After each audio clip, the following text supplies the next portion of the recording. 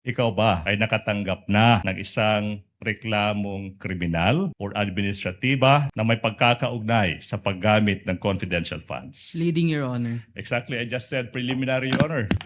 We note that for purpose 3, this was already part of the admissions of the parties in the pretrial order.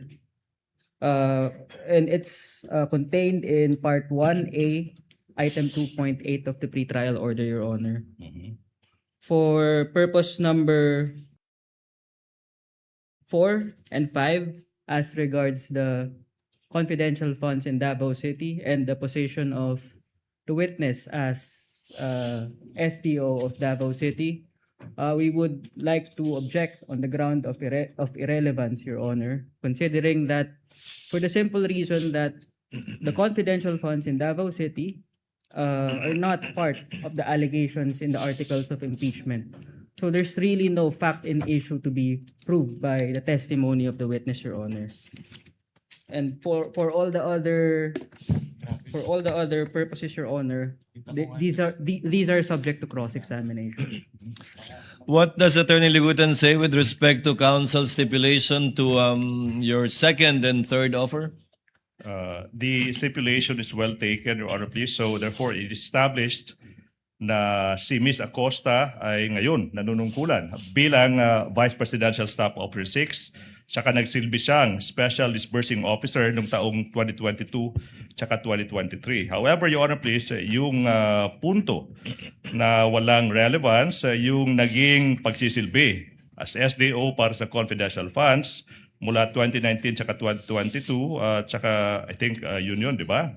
Your Honor, please, we beg to disagree. It is very much relevant in today's proceedings, considering, Your Honor, please, that it is her experience as the SDO of Davao City in those inclusive years that led the Vice President to also bring her to the office of the Vice President and do the things they did in Davao City, this time with the money of the office of the Vice President. That is very much relevant to the prosecution's case, Your Honor, please. May I respond, Your Honor? Yes, before the presiding officer makes a ruling, counsel.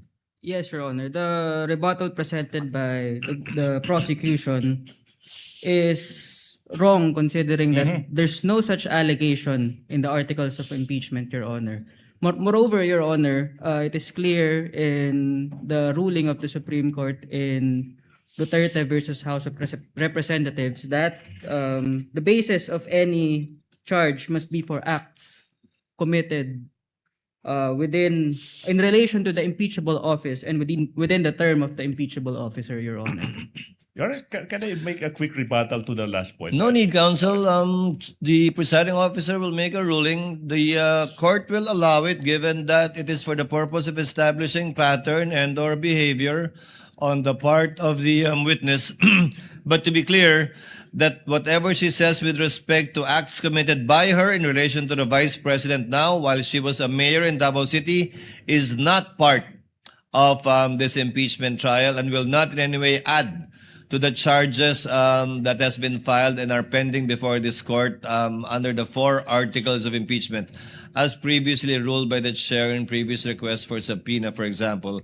However, may I ask counsel further to abbreviate the proceedings? Attorney Bakel, are you willing to stipulate that the witness is a hostile witness, and therefore counsel may ask leading questions already instead of qualifying the witness as a hostile witness? No, Your Honor. The prosecution must first qualify the witness as hostile, Your Honor. Then qualify her, Attorney Ligutan. We shall. Qualify her. Thank You you may so much. proceed when you're ready. Thank you so much, sir. Madam Witness, maayong buntag. Mayong buntag sa Ma'am, Excuse me. Your Honor, Excuse pwede bang me. magpaduol gamay sa Can atong I mikropono? Can you draw closer to the microphone? Okay. Yes. Salamat po. How are you, Madam Witness? Okay, Jutay. Okay, og jutay. Ibig sabihin, I'm a bit fine. Madam Witness, natay tubig. We have water. Excuse me, sir. Opo. Sir, pwede didilibog na Okay. tubig? Your Honor, ingon ng witness, sabi po ng witness, po pwede bang hindi po malamig yung tubig? The OSAA is directed to kindly give her. Ma'am Gina, you prefer warm water? Hindi naman daw po malamig yan, pero baka dahil sa aircon na lang lumamig. Ano lang po, sir, yung kung merong maligamgam. Maligam-gam na lang po. Mas Pakibigyan na lang better po ng po. maligam-gam. Salamat po. Mm-mm. You're welcome, ma'am. Mm-mm. You may proceed, Attorney Ligutan. Salamat, ma'am. May buntag now. Why are you here today if you know? Na ako diri tungod sa akong sabwena. Okay. Nagipatawag ko diri sa Senado. Pizza August. With your permission, Attorney Ligutan, kung papahintulutan niyo po, Ms. Gina, pwede po gamitin po ninyo para mas maunawaan ng mas nakararami, Ingles o Pilipino sa pagsagot? Your Honor, pwede po haluan ng Bisaya, Your Honor. Sige po, basta ma-translate ni Attorney Ligutan without any objection from the respondent yung ibang mga kataga o salita Your Honor. na gagamitin ninyo. Your Honor. Yes. May we request an interpreter from this honorable court if this honorable court would allow, so that the defense would be able to easily understand the statements of the defense. We have a senator judge who can interpret, but I doubt if I can do that or will do that. Okay. Ma'am, Your Honor, I have a proposition. Ma'am Acosta, alala ko when you testified before the Committee on Good Government sa House of Representatives, ma'am, we spoke in Tagalog, then siningitan natin ng our great Bisaya language, no? Ma'am, pero po, para po mas mabilis, kung po pwede po, no, let's try as much as we could po to speak Tagalog. Kung po pwede lang, ha? And then, if you really have to speak Bisaya, then of course, hindi po pinagbabawal yan. We should be proud of it. Pero kung po pwede po, Tagalog po tayo. I-try po na ako, sir. I will try my best po. Let's try our best po, madam. Sige ma'am, while we're looking for a court-appointed or selected translator to get an official translation, hanggang kaya ma'am, pero kung hindi po, kung hindi po kayang gamitin ng Ingles o wikang Pilipino, gamitin niyo po ang Bisaya o Cebuano, subukan po naming unawain at interpret. Alright. You may proceed, Attorney Ligutan. Salamat. Ma'am, sinabi mo, andito ka kasi nga pinasabina ka. Pinasabina ng impeachment court. Di ba po ba?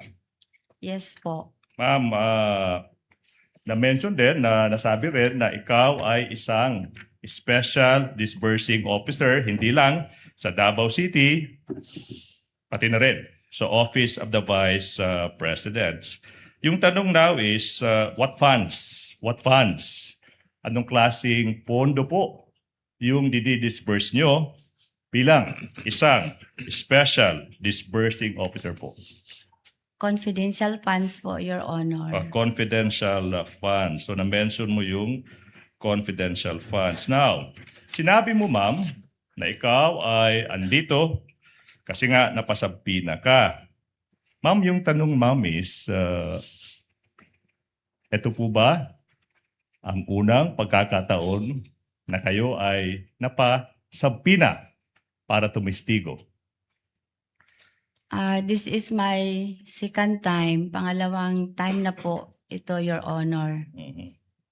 And then, pag sinabi niyo pong pangalawang time, ma'am, kailan yun? Kailan yung unang pagkakataon? Yung pong sa House of Representatives, Your Honor. Now, House of Representatives. Maalala niyo yung petsa, ma'am? Kailan kayo nag-appear before the House of Representatives? November 2025. November 2025. Taon po is? Anong taon? No, 2025. Hindi po 2024? 2025. Sandali lang, sir, ha? Sige, sige. Anyways, ma'am, basta sinasabi niyo po, secondary na po yung taon because it's on record naman.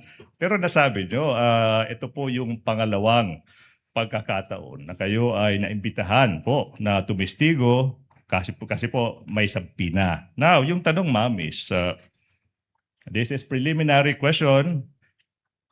Ikaw ba ay nakatanggap na ng isang reklamong kriminal or administratiba na may pagkakaugnay sa paggamit ng confidential funds? Leading, Your Honor. Exactly, I just said preliminary, Your Honor.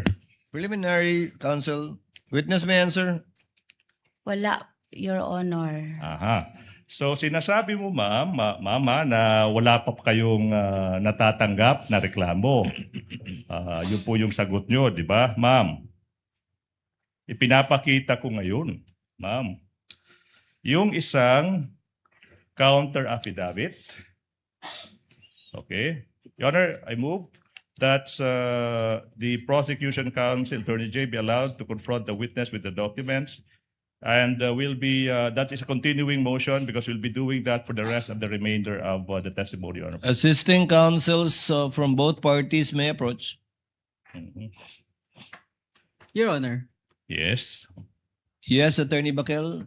may we know the purpose of the questioning of the prosecution? Mhm. Your Honor, I'm tempted to state that, but we are leading there. We are about to establish the ground to make this witness an hostile witness. May we not be preempted, Your Honor? You answered the query of counsel. You may All proceed. right. Now, Your Honor, please. This witness, Madam Acosta, is facing a complaint together with the Vice President exactly because of their misuse of confidential funds. Your Honor, it is stated in the witness's counter affidavit that the Vice President is not responsible or should not be held liable for any misuse of confidential funds. Your Honor, that interest is directly adverse to the prosecution's case before this impeachment court. The prosecution seeks to prove otherwise, that this witness, that the Vice President rather, is responsible for the illegal disbursement of confidential funds.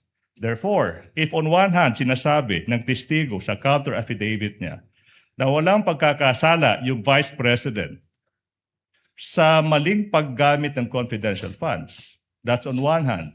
On the other hand naman, sinasabi ng prosecution, Your Honor, please, na no, hindi. May ebidensya, it's so clear na kailangan managot yung Vice President for misusing public funds. Now, this is the time, Your Honor, please. Okay? If the good counsel will allow, with the presentation of a counter affidavit by the witness stating under oath that the Vice President did not misuse confidential funds in direct conflict with the prosecution's case, Your Honor, please, we now invoke Section 13, Rule 132 of the Revised Rules on Evidence. If the court may allow. Your Honor, according to Section 13, Rule 132, a witness may be considered as an unwilling or hostile if so declared by the courts upon adequate showing. Yun yung una po, Your Honor. Adverse interests. Adverse interests. Ms. Acosta, the witness, has an adverse interest in this case as her position, as shown sa counter affidavit niya, is clearly inconsistent with the position of the prosecution that called her as a witness. The prosecution presents her to prove that the respondent misappropriated confidential funds. Sa kabilang panig, sinasabi ni Ms. Acosta, yung Vice President complied sa lahat ng rules tsaka batas sa paggamit ng confidential funds. Sinasabi ni Ms. Acosta, hindi nag-misuse si Vice Presidente Sara Duterte ng kahit isang sentimo ng confidential funds. We now invoke the case of People versus Che Chun Ting, GR number 130-568-69, dated March 21, 2000. Supreme Court dealt with a hostile witness. Kasi nga, adverse yung interest doon. Sinasabi sa kasong iyan, having an adverse interest meant, that the position or interest was adverse to what the party called her wanted to establish or prove. Yun po yung batayan ng Supreme Court. Kung yung posisyon ng isang witness is salungat sa posisyon ng partidong nagpapatawag sa kanya, sa kasong iyan, sabi ng Supreme Court, established na po yung requirement ng adverse interests sa ilalim ng rules of courts. Comment, Your Attorney Bakel? Your Honor, the respondent respectfully submits that the adverse interest must be shown by the prosecution through an examination of the witness and not through a mere motion or manifestation, Your Honor.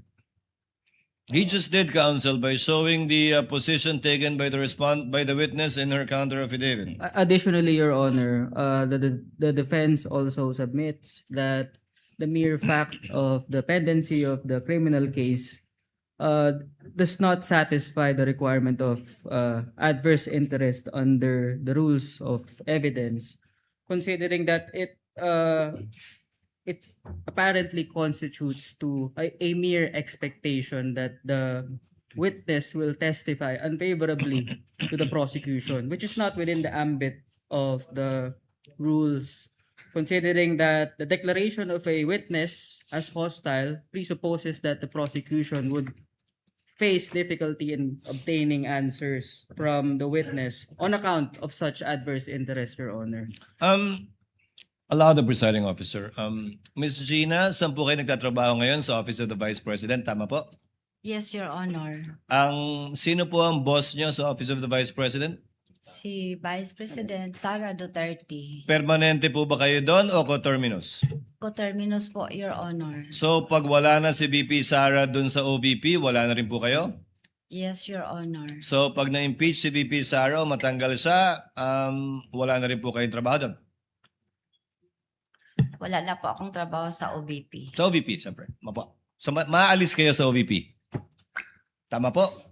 Yes, Your Honor. In addition to the ground raised by Attorney Ligutan that witness has taken a position by virtue of her counter affidavit filed before the Office of the Ombudsman, the court hereby declares the witness to be a hostile witness under and in accordance with Rule 132, Section 13.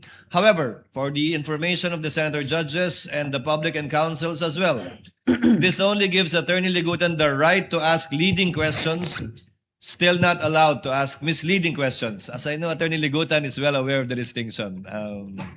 Yes, Your Honor.